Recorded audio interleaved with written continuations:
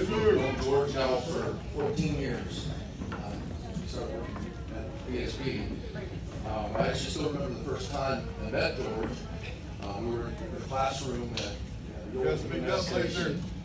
We were at the classroom at the old EMS station, and I look over and I hear this voice whisper at me, and he's like, "Hey, you know the answer to this question?" Okay. Don't worry, it wasn't a test. George was studying. He was taking a class, and I ended up studying with him. First time I worked a shift with George, we got stuck out at the old Station 2 on the trailer, and I ended up not bringing food. And I remember George was like, "Man, I got you, buddy. I got some chicken in the freezer, and we'll barbecue." So it didn't take long for me to realize just kind of how kind-hearted George was. The first time we hung out outside of work, I'd actually gotten tickets to the rodeo in San Antonio, and I was supposed to go on a date, but ended up, other things happened. And I ended up asking George, "Hey, you want to come to the rodeo with me?" And I'm actually glad it worked out the way it did. George and I went to the rodeo. We ended up looking at all the welding projects. I actually kind of learned a lot about George, that we both grew up on farms. We both liked showing cattle, ag projects, welding, stuff like that. And I'd have to say that was when George and I became pretty good friends.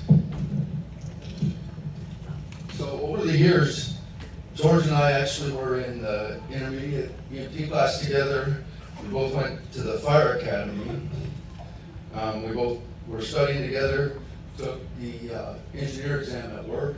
We ended up both getting promoted to the rank of engineer.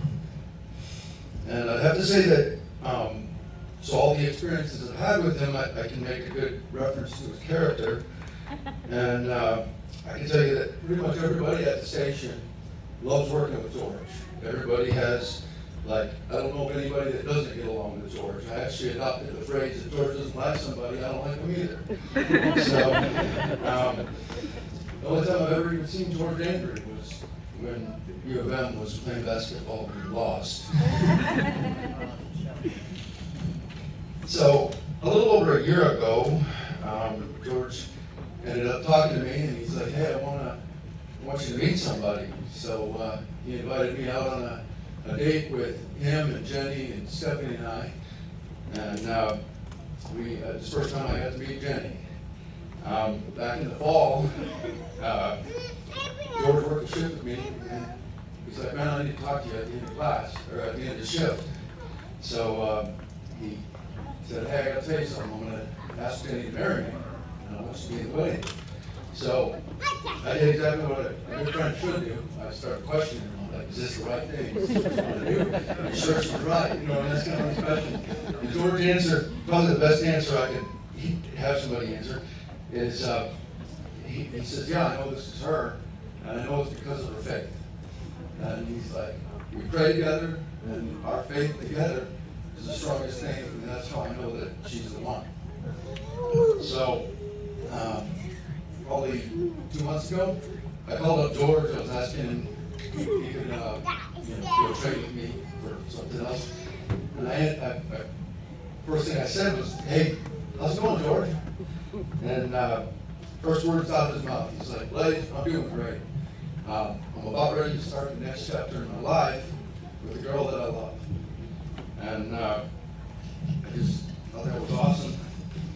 And so my statement to you guys is that no matter what trouble, no matter what happens in your relationship at any point in time, always let your faith be the thing that you return to. Always pray together. No matter what circumstances you face, always see that God is the center of your relationship, and He is His blessing is over your success together. And last thing, just know that I have been and will be praying for you all. So congratulations.